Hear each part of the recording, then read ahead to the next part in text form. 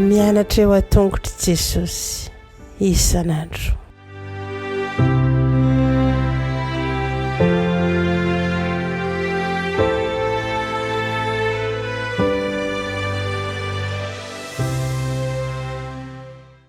Miarabantsika tsirairay avy tonga eto amin'ny lesona ho an'ny lehibe isika amin'ity talata ity.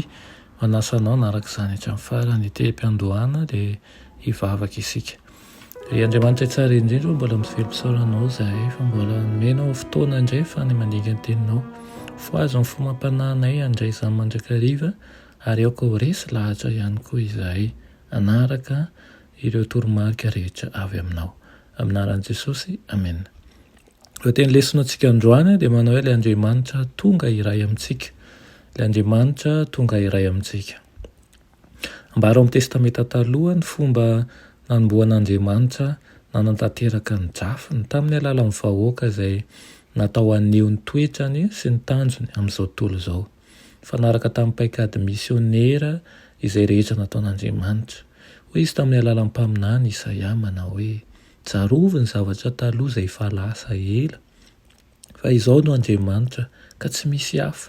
Dia ilay manao hoe ho toy ny fikasako ary efaiko ny sitrapoko rehetra. Ao amin'ny testamenta vaovao kosa dia miseho amin'ny endriny hafa indray ny fanirian'Andriamanitra momba ny taranak'olombelona. Tanteraka tamin'ny nahatongavan'i Kristy ho nofo ny teny natao tao amin'ny sahedena izay tsy inona fa teny fikasana.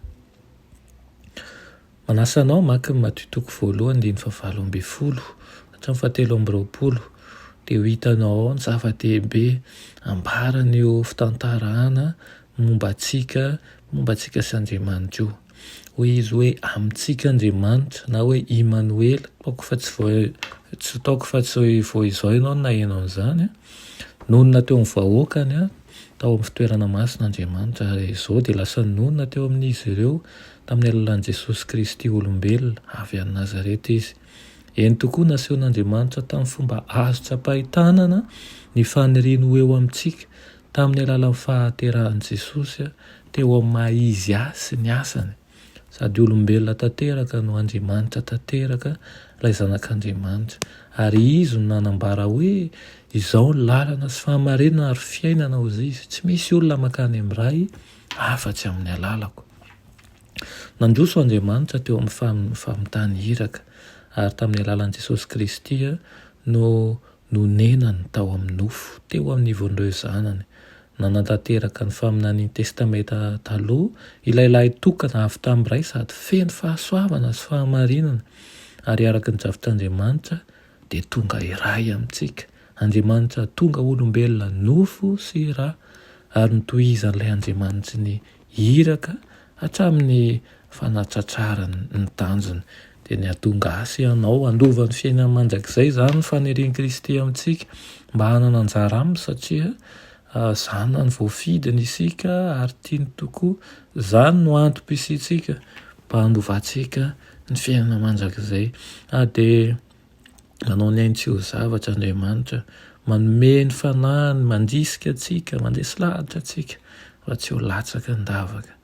Dia anisan'izany fianarantsika an'izao ten'Andriamanitra izao mba ho iray aminao tokoa ny Andriamanitra amin'ity anio ity. Raisoanao mandrakariva izy ary vonona ny onona anao, onona ao aminao, hanoroka hevitra anao, hankahery anao ary ihany koa hanory anao ny lalana tsara sy tena izy. Amen. Ry Andriamanitra tsara indrindra ao velom-pisaoranao izay noho ny amin'izany fitiavanao izany izay tsy lany hamamiana. Misaotra Tompo izay manaiky ho eto aminay na dia tsy mendrika anao izay kosa te hiova ao amin'ny tsara kokoa hatrany. Koa meteza Tompo hanamboatra ny ao anatinay tsirairay hafa fa tsy tomombana izahay ary tsy mahavita n'inona raha tsy miaraka aminao. Amin'ny anaran'i Jesosy, amen.